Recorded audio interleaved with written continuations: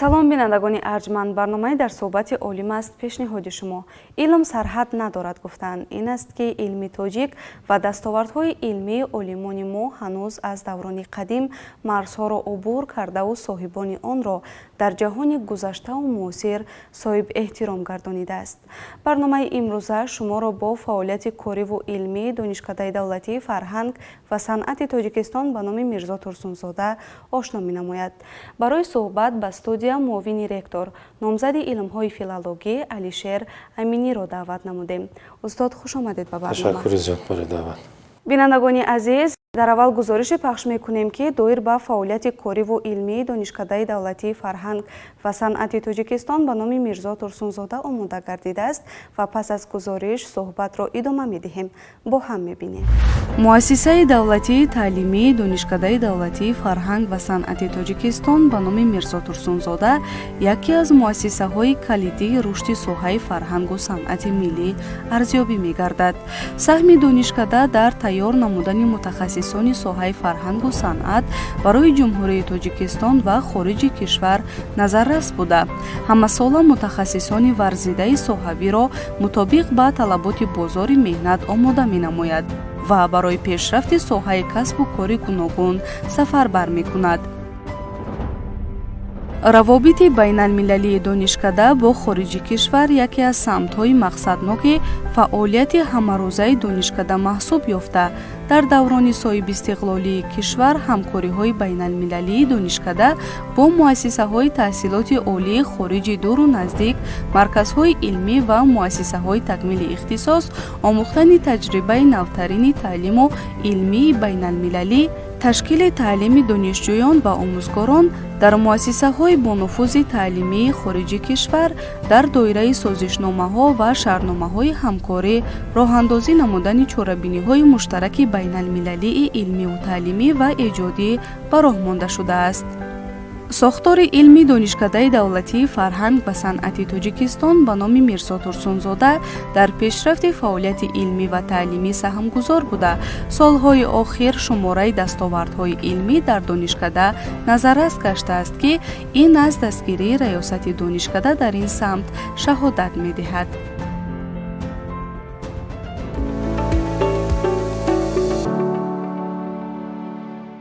саҳми донишкадаи давлатии фарҳанг ва санъати Тоҷикистон ба номи Мирзо Турсунзода дар рушди ҷанбаҳои гуногуни санъат назаррас аст ва дар ин замина барои омода намудани мутахассисони касбӣ тамоми шароит фароҳам овардааст. ҳамин тавр не?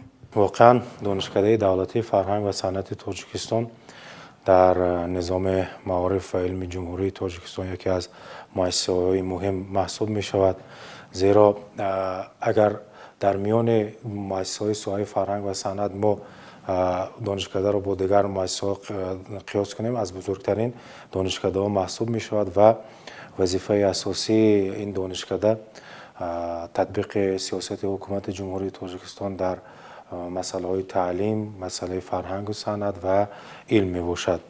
айни замон донишкадаи давлатии фарҳанг ва санъат бо дастгириҳои ҳамишагии роҳбарияти ҳукумат ва вазорати фарҳанги ҷумҳурии Тоҷикистон, ҳамчунин вазорати маориф ва илми ҷумҳурии Тоҷикистон метавонем бигӯем ки шароитҳои лозимро барои ба таълим фаро гирифтани донишҷӯён, магистрон, унвонҷӯён, аспирантон ва докторантон фароҳам овардааст. айни замон дар донишкада аз рӯи 25 ихтисосҳои марбут ба соҳаи фарҳанг ва санъат таълим дода мешавад ки ҳудуди 1750 нафар донишҷӯён таҳсил мекунанд. илова бар ин дар донишкада 6 факултет ва 18 кафедра ки аз инҳо 16 кафедраи тахассусӣ аст.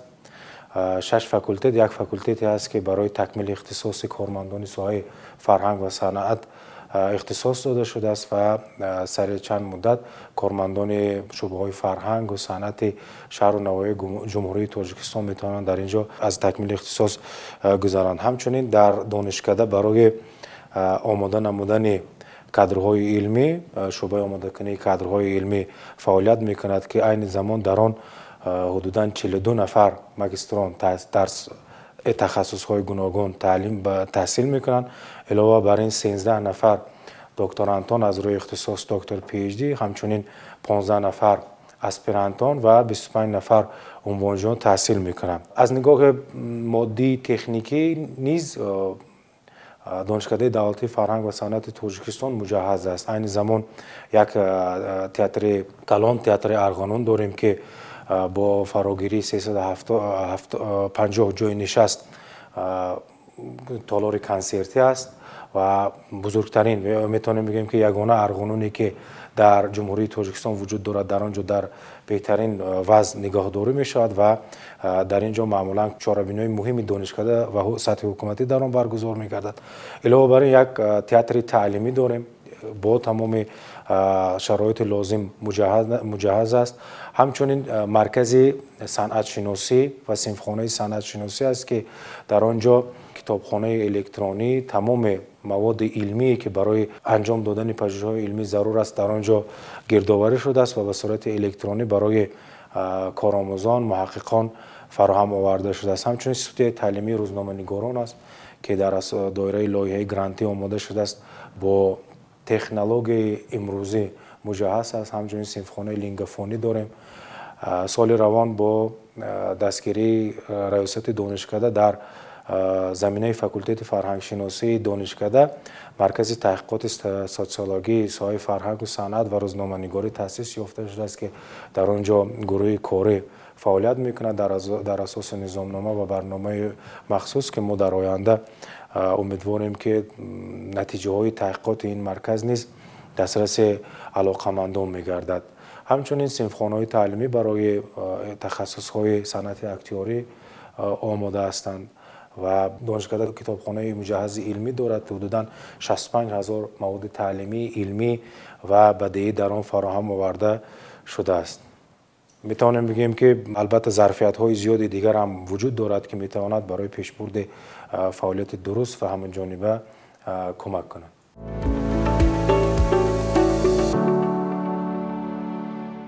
از روی اختصاص‌های وجود داشته در کدام سمت‌ها تحقیقات‌های علمی برده می‌شود؟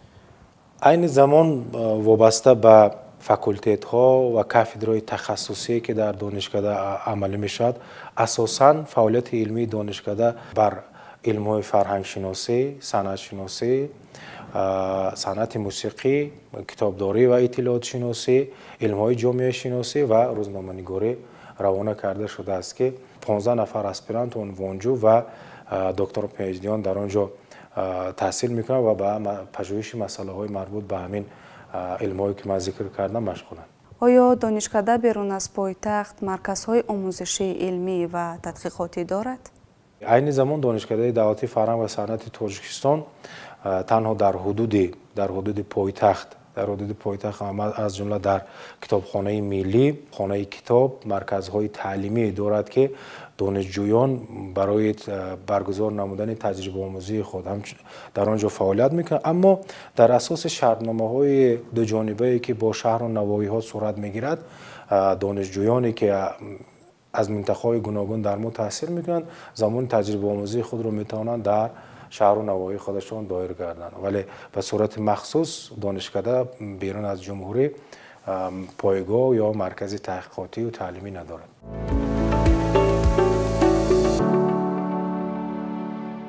عین زمان دانشکده با چندین دانشگاه و دانشکده‌های کشورهای خارجی دور و نزدیک سازشنامه و شرطنامه‌های همکاری به امضا رسانیده و در دایره این سندها همکاری‌های علمی، تعلیمی و ایجادی را ثمراناب به راه مانده است. واقعا در دانشکده دولتی فرهنگ و صنعت تاجیکستان بخش یا ریاست رابطه‌های خارجی از ریاست‌های فعال محسوب می‌شود و در حسابات‌های سالانه و دیگر چهاربینی‌هایی که می‌شود فعالیت این نهاد بسیار نظررس است. این زمان دانشکده ما با 42 دانشگاه و دانشکده و مؤسسه‌های فرهنگ و صنعت خارج از کشور همکاری دارد که با بیشتری از میتونیم بگیم با قریب همه دانشگاه و دانشکده فرهنگ و صنعتی که در فدراسیون روسیه عمل میکنند با همه اینها ما همکاری‌های دو جانبه شرطنامه‌های همکاری داریم. همچنین با فدراسیون با جمهوری مردمی چین، قزاقستان، ازبکستان و افغانستان، همچنین اسلواکیه و دیگر کشورها ما رابطه‌های دو جانبه داریم. اگر از نگاه تعلیم بگیریم ما همچنین برای برگزار نمودن مستر کلاس ها یا درس های مهارت از جمهوری ازبکستان، فدراسیای روسیه و کشورهای دیگر استادان با مهارت و صاحب مکتبی که به جمهوری تاجیکستان در دایره لایه‌های گوناگون سفر میکنن، ما اینها دعوت میکنیم اونها با دانشجویان و کارآموزان، آموزگاران ما این درس های مهارت برگزار میکنن. علاوه بر این ما یکی از سمت‌های ما بین تبادل دانشجویان و ماگستران صورت میگیرد. مهمترین دانشکده‌های خارج کشور عین زمان دانشکده فرهنگ و صنعت آلتای و دانشکده دولتی فرهنگ و صنعت چلابینسکی فدراسیای روسیه محسوب می شود که ما دانشجویان خود را در بکالوریات عین زمان به دانشکده آلتای فرستادیم و در آنجا تعلیم میگیرند. همچنین در زمینه تحصیلاتی ماگستراتور نیز عین زمان ماگستران ما در جمهوری در فدراسیای روسیه و در هم دانشکده آلتای تعلیم میگیرند. علاوه بر این ما امروز با توجه به امکانیت‌های فنی که وجود دارد درس‌های برگزاری، کورس‌های آموزشی یا تکمیل اختصاصی از طریق آنلاین صورت میگیرد. بعضی تخصص‌های هست که خود دانشکده و حتی میتونیم بگیم که در جمهوری امکان برگزاری آنها وجود ندارد. ما با دانشگاه‌های همکارمان تماس میگیریم و این کورس های بازآموزی یا تکمیل اختصاص را دایر میکنیم. همچنین ما تمام آموزگاران کافدره آثارخانه شناسی دانشکده را در دایره همین همکاریامون از جانب پروفسوران و استادان متخصص درجه عالی فدراسیای روسیه از کورس تکمیل اختصاص و بازآموزی کادری گذراندیم. علاوه بر این ما چاره‌بینی‌های زیاد علمی برگزار می‌کردیم. قریب در همه چاره‌بینی‌های علمی ما از کشورهای خارج اشتراک می‌کنند. عالمان از جمهوری ازبکستان، قزاقستان، فدراسیای روسیه و کشورهای دیگر. ما در دایره لایه‌های گرانتی هم همکاری داریم که برای آماده نمودن استانداردهای سطح بین المللی آنها به ما کمک میکنند.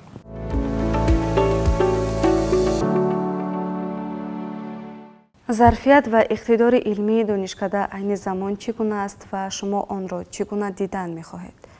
عین زمان دانشکده برای آنی که نظام علمی و کار علمی دانشجویان، عنوانجویان و دکتر پیشجویان به صورت منظم دایر بگردد تمام چاره‌ها را می‌اندیشد.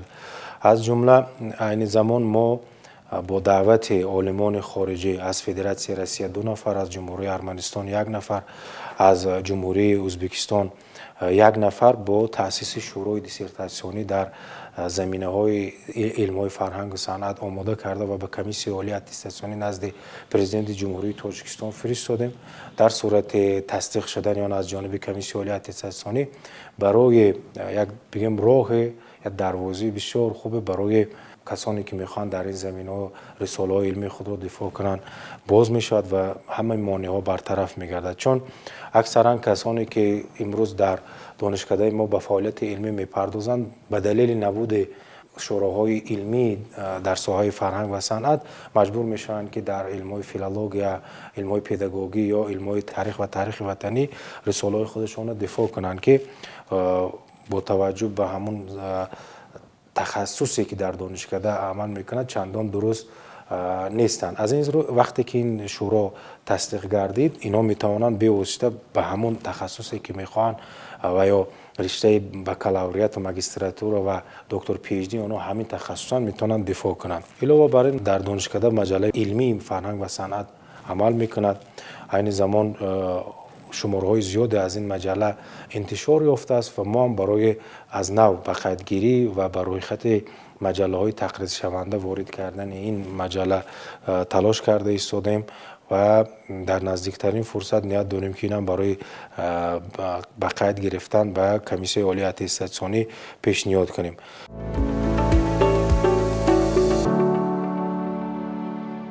میل جوانان به تحقیق مسائل فرهنگ و صنعت چگونه است؟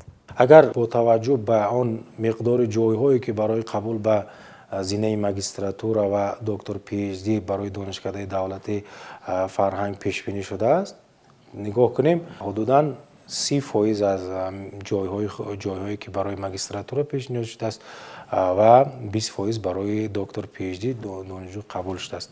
ولی برای فعالیت علمی همین اندازه هم کفایه است. جوانان خوبند. امروز به اونایی که بیشتر میخوان فعالیت علمی به فعالیت علمی پردازن جوانانی هستند که علاوه بر آن که دانش‌های مقدماتی از تخصص خودشون هم دارن، ذهنیت و ظرفیت‌های تحلیل و بررسی هم دارن. ما بر مبنای همین معیارها به زینه دکتر از روی اختصاص دکتر پی اچ دی قبول میکنیم و آنهایی که عین زمان ما قبول کردیم تا اندازه از عهده صلاحیت ها و عهده داری هایی که آنها دارن برآمده ایستادن و میتونیم بگیم که میل دانشجویان رو، میل متخصصان جوان رو برای به کارهای علمی مشغول شدن رو قناعت بخش ارزیابی کنیم. بینندگان گرامی، خاطررسان میکنیم که این برنامه در صحبت عالم است فراگیری موضوع فعالیت کاری و علمی دانشکده دولتی فرهنگ و صنعت تاجیکستان به نام میرزا ترسونزاده و هم صحبت ما هستند معاون رکتور نامزد علم‌های فیلولوژی علیشیر امینی. در ادامه ما رو همراه باشید.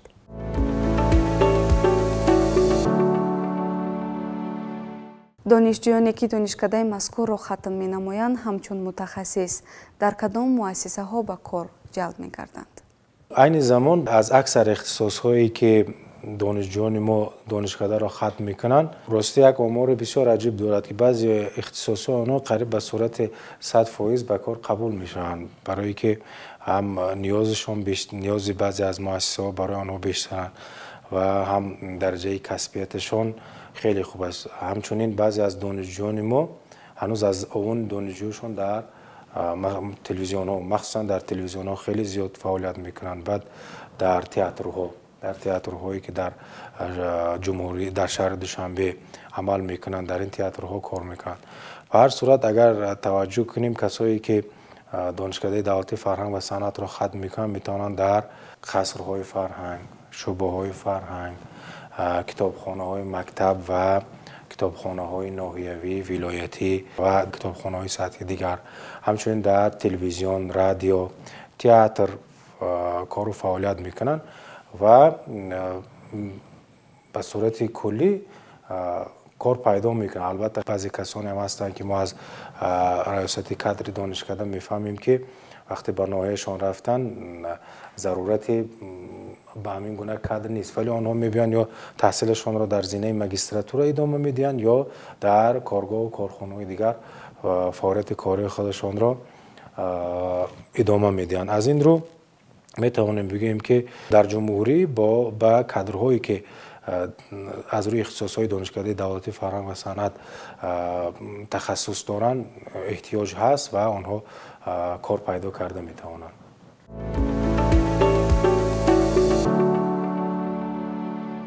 آینده جهت همکاری ها با چند مؤسسه های علمی و تحقیقاتی داخل و خارج و در کدام سمت ها همکاری ها را به راه ماندنید؟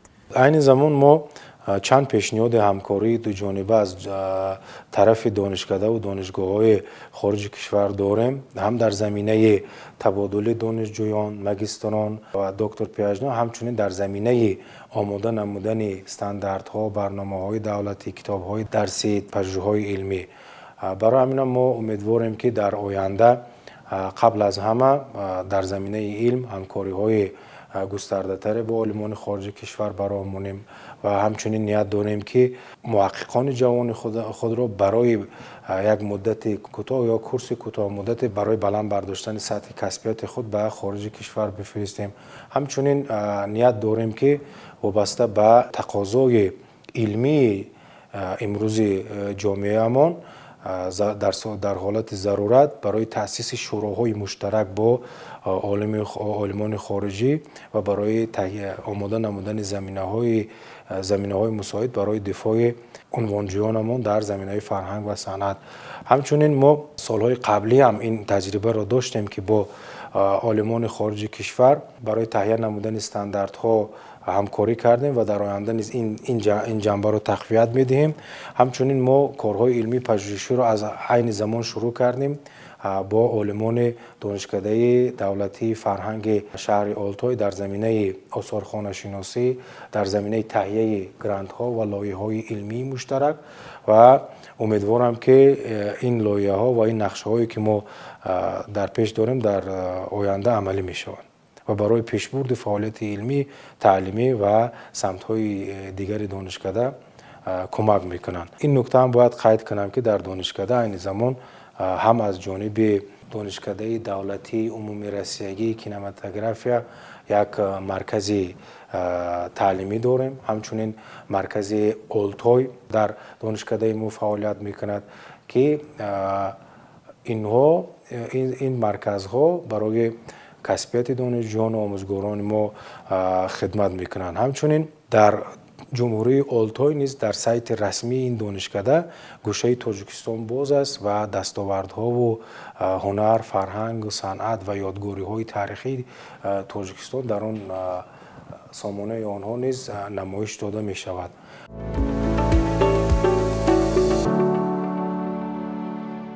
برای نفرانی که آموزش علم صنعت را پیشه کرده‌اند و فرهنگ شناس شدن می‌خواهند چه توصیه و مصلحت‌ها می‌دهید؟ این زمان در دانشکده دولتی فرهنگ و صنعت تاجیکستان حدوداً 5 دکتر علم، 57 نفر نامزدان علم، 6 پروفسورایی که از پروفسورای ساحه فرهنگ و صنعت هستند، 19 داتسین و 27 نفر کسانی که دارای عنوان‌های فخری اند. هنرمند شایسته، هنرپیشه شایسته یا حافظ خلقی و دیگر عنوان‌های دولتی، ارباب علم، ارباب فرهنگ و صنعت به تعلیم و به تدریس مشغولند. برای همین هم این امکانیت می‌دهد که کسایی که به ساحه فرهنگ و صنعت مشغولند و می‌خواهند تحصیل خود را ادامه دهند یا در این زمینه در آینده کار و فعالیت نمایند، زمینه خوبی برای کسب دانش، کسب هنر فراهم آورده است. و من توصیه میکنم که نوبسته انسان که در کدام تخصص در کدام پیشه فعالیت میکند باید صاحب تخصص باشد. وقتی که انسان در دانش در کسبی که انتخاب میکند متخصص است، حتما کارهای خارق العاده، کارهای ماندگار در این زمینه انجام میدهد و برای پیشرفت علم و فرهنگ و صنعت خدمت میکند. و یکی از رسالت های اساسی فرهنگ و صنعت جاودانگی نام است. ما امروز در جمهوری تاجیکستان اکثریت شخصیت های با نفوذی که در ساحه فرهنگ و صنعت کار و فعالیت میکنند یا دست پرور دانشکده ما یا در دانشکده ما تعلیم میدهند. کسایی که به فعالیت علمی یا فعالیت ایجادی مشغول میشن، یعنی رسالت این احتمال وجود دارد که نامشان تا ابد پایدار و زنده خواهد ماند. برای همین هم توصیه من این است که ساحه فرهنگ و صنعت ساحه زحمت طلب است. در برابر دیگر ساحه‌ها ساحه زحمت طلب است، ولی می تواند که برای انسان آبرو و احترام و از همه مهم شهرت بده. کسایی که به استعداد و لیاقت هنری ایجادی دارند، جای آنها دانشکده دولتی فرهنگ و صنعت است و برای رشد و ترویج هنر و صنعت آنها در دانشکده تمام زمینه‌ها فراهم آورده شده است. تشکر برای صحبت. بار دیگر خوش آمدید به برنامه. سلامت باشید. گرامی داشتی فرهنگ روی در آینده پایدار بودن ملت تاجیک می باشد. در جمهوری ما نیز تمام شرایط برای رشد فرهنگ و علم در پایه سندهای معیاری و حقوقی مهیا گشته است. بینندگان گرامی، اینجا به برنامه خاتمه می دهیم. تا برنامه‌های دیگر خوش بمانید. خیر.